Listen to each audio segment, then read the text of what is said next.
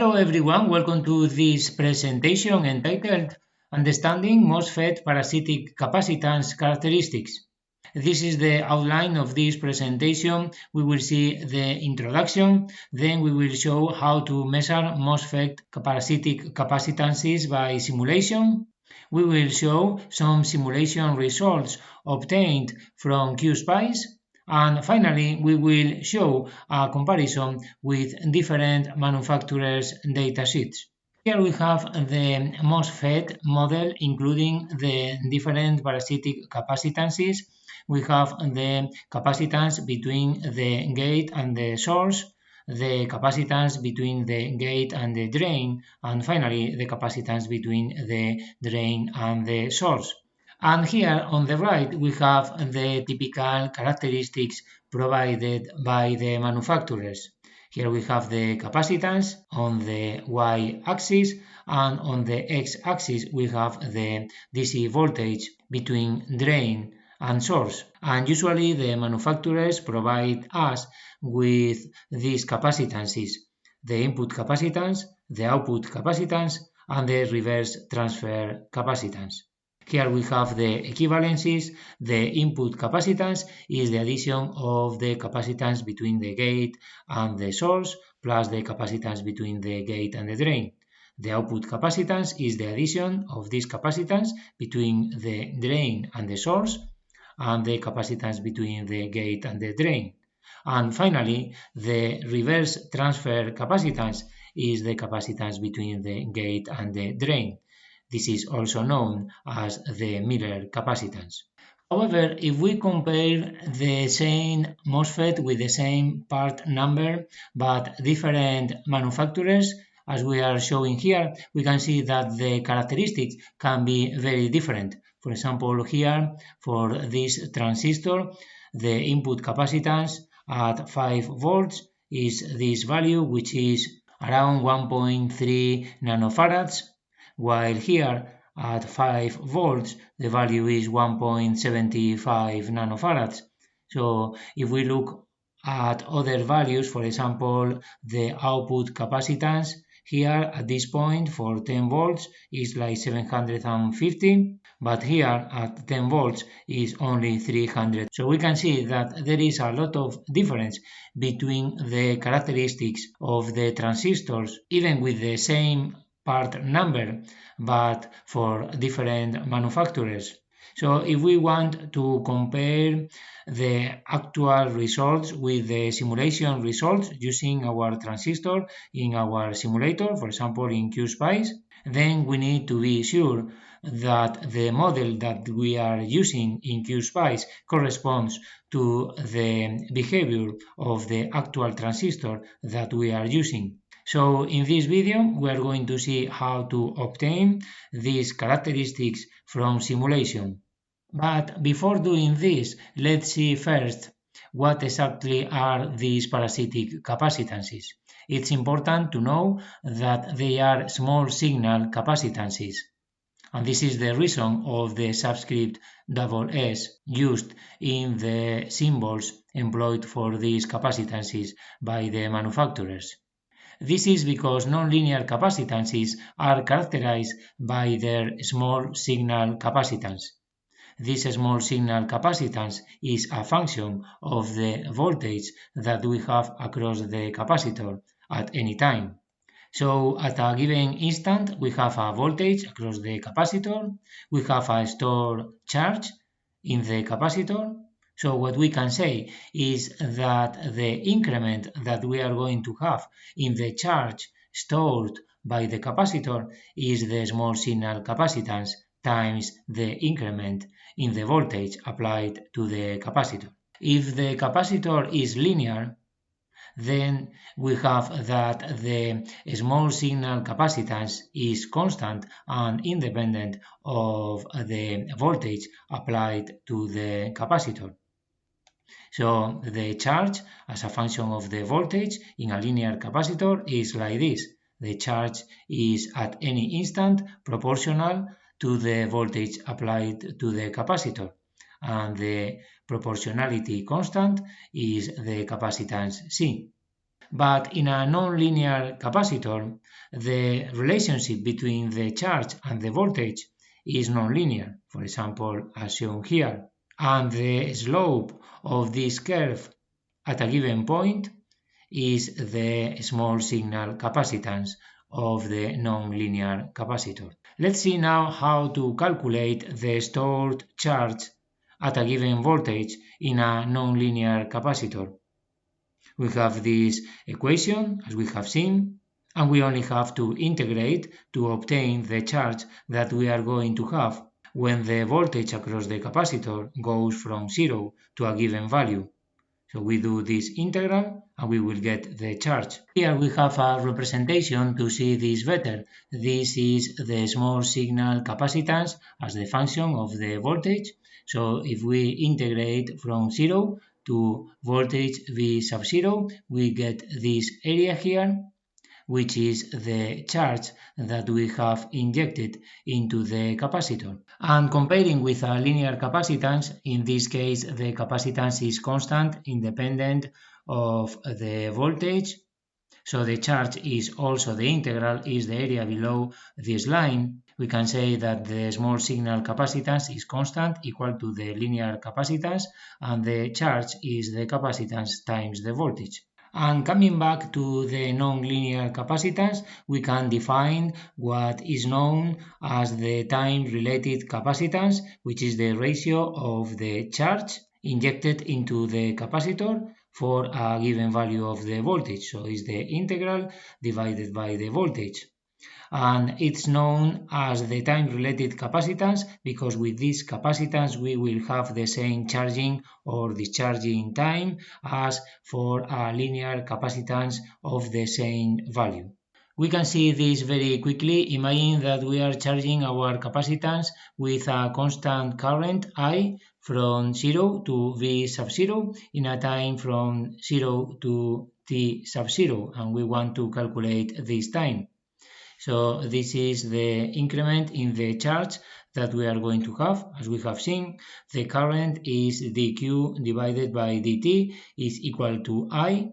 So we can get this expression. We integrate, and solving we finally get that the time t sub 0 is equal to the charge divided by the current. So the charge is the time-related capacitance times the voltage divided by the current. And this is exactly the same time that would require a linear capacitance equal to the time-related capacitance to be charged from 0 to V sub 0, getting a charge equal to Q sub 0.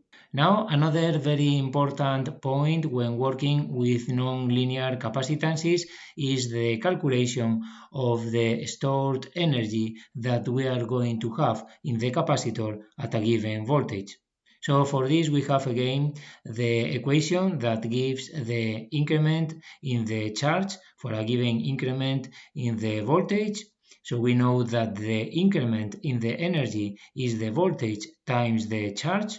So we substitute and we get this expression. So we can take the integral and we get that the energy that we are going to have is the integral from 0 to V sub 0 of the voltage times the small signal capacitance times dV. Again, for a linear capacitance, if we integrate this, the small signal capacitance is constant, so it goes out from the integral and we will get the very well-known expression corresponding to the energy stored in a linear capacitor. So now, if we want to calculate the equivalent capacitance in terms of energy, we need to define the energy-related capacitance, which is this expression here, is obtained so that we are going to have the same energy as in a linear capacitor, as shown here. So is twice the integral of the energy divided by the voltage squared. So we can see that we have different definitions for the equivalent capacitance of a non-linear capacitor depending if we want to relate it to time or to energy. So this is a little bit confusing because in a linear capacitor we are used to have the same capacitance for time and also for energy. But the important point of this is to know, as we have seen, how to calculate the charge that is going to be stored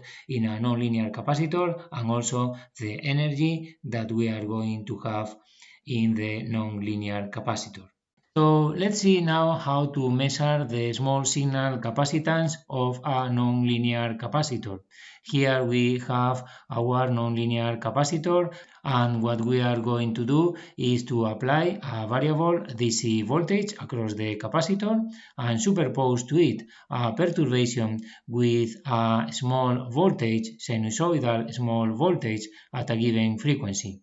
Usually the manufacturers use a frequency of 1 MHz to obtain the parasitic capacitances of the MOSFETs.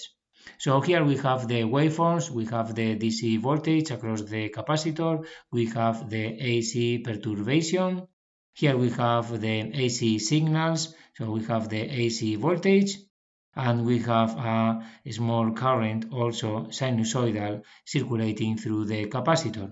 So the charge that we are injecting here during a semi-period can be calculated as is shown here, and then the small signal capacitance is the charge divided by the voltage. So note that from here to here we have this charge and the voltage goes from this value to this value, so it is twice the peak voltage.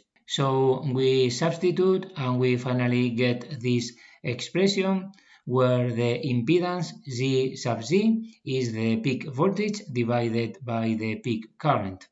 So now we are ready to do the measurement of the MOSFET parasitic capacitances by simulation. Let's start by the input capacitance.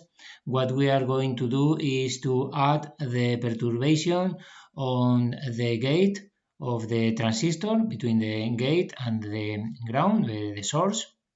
We are applying a variable voltage between the drain and the source.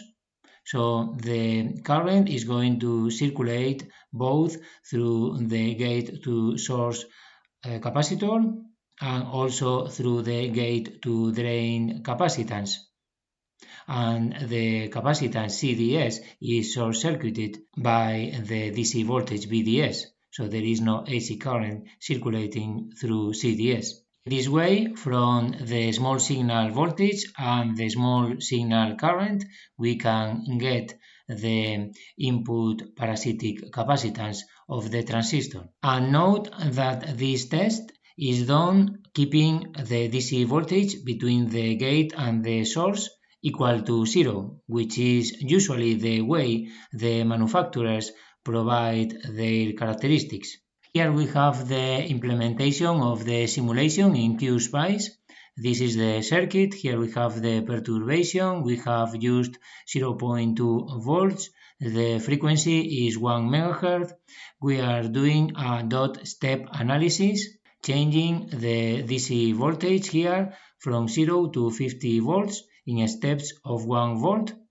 We do the transient analysis for all these points, and using the frequency response analysis we calculate the impedance and from it the capacitance, and then we plot the capacitance.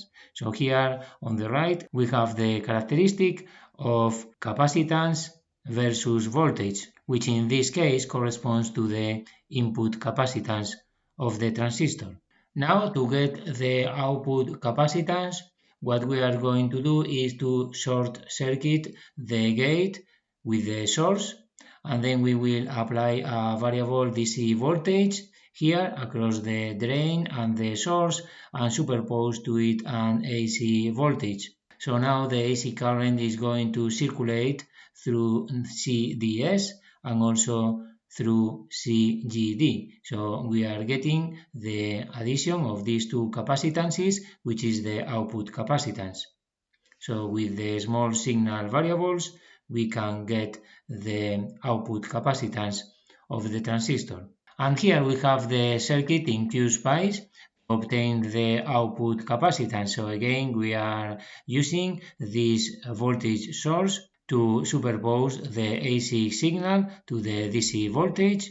We are doing the step analysis again from 0 to 50 volts, doing the frequency response analysis, calculating the capacitance from the impedance, and finally doing the plotting. So we can see here the output capacitance as a function of the voltage between the drain and the source. And finally, here we have how to measure the reverse transfer capacitance. We are using again the AC signal applied to the gate to drain capacitance. We are short circuiting the gate to source capacitance, so the measurement is done for 0 voltage DC between the gate and the source. And then here we are applying the variable voltage between the drain and the source, but we are adding an inductor so that there is not going to be AC current circulating through this voltage source. So let's see the currents that we have now in our circuit. Here we have the AC current that we are injecting. This AC current goes through CGD capacitance, which is the one that we want to measure, but we have some current going this way. The AC current this way is 0 because of the inductor, and we have an AC current going through CDS. So this current that we have called IS goes this way and finally here. So in order to obtain this capacitance, we need to calculate the AC current going into it. So this AC current, I sub GD, is I sub AC, the current that is injected by the voltage source, minus the small signal current IS, which is also this current here. So finally, we get the AC voltage and the AC current circulating through capacitance CGD, and from it we can get the value of the reverse transfer capacitance. And here we have the simulation circuit to obtain the reverse transfer capacitance. So again, we are using the DC voltage to change the voltage between the drain and the source. We have the choke here in series to avoid current circulating this way, the AC current circulating this way. We are applying here the AC voltage, and we are getting the current that goes into the reverse transfer capacitance with the difference between the current circulating through R1 and the current circulating through R2. Here, R1 and R2. With this we get the impedance, then we calculate the capacitance and we plot the capacitance. And here we have the plotting of the reverse transfer capacitance as a function of voltage VDS. Let's see here the live simulation to show an interesting trick here. So this is the circuit to calculate the reverse transfer capacitance. So let's run the simulation. So here we have the simulation results. So we can see the plot, and an interesting feature here is that we can go to File, select Export Data, then select here the number of points that we want to export, maybe 100 is okay. Here we can select the format, for example CSV, and here we select the parameter that we want to export, for example the value of the capacitance in our case. So we say OK, and then we can go to our folder and open the file. So we will get something like this, and we can select the points, copy the points to another file, or process these points in another program. So by doing this, we can save the data of all the capacitances, the 3 capacitances, in 3 different files. As we can see here, I'm using this voltage source PWL with the option file, we can do the plotting of the three capacitances together. So we can see the input capacitance, the output capacitance, and the reverse transfer capacitance. So now here we can do a comparison between the actual capacitances of the manufacturer, in this case ST, with the model that we have in Qspice. So for example, if we look at CISS, the input capacitance at this point, 5 volts, is 1.5 nanofarads, while here for 5 volts we have something like 1.3 nanofarads.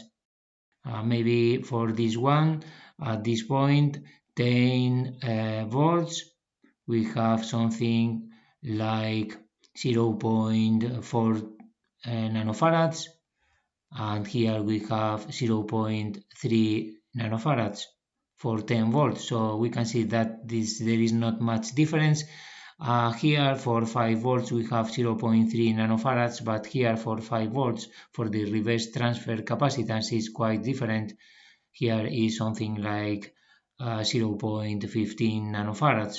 So we have to be very careful when doing simulation and trying to compare the simulation results with the actual results, because maybe our model is not accurate enough. And here we have the comparison with the VSI transistor. Here is the simulation results. Note that we are also using exactly the same scales, and also we are using logarithmic scale also for the voltage. So let's see, for example, the input capacitance at 1 volt is something like 1.9 nanofarads, and here the input capacitance is 2.5 nanofarads, so it's completely different. COSS at this point is close to 1 nanofarad, but here is 2.2 nanofarads. CRSS is something a little bit higher than 0.6 nanofarads, and here is 1.25. So there is nothing to do between the transistor from VSI and the Qspice simulation.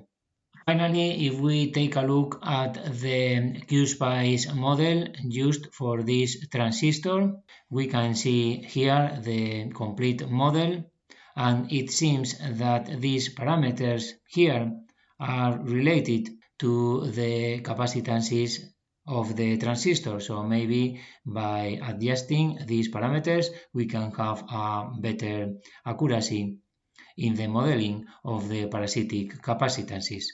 This could be an interesting topic for a future video. Well, this is the end of this presentation today. I hope that you have enjoyed this video. Please let me know if you have any comment or question. Thanks for watching, and I hope to see you in the next video. Goodbye now.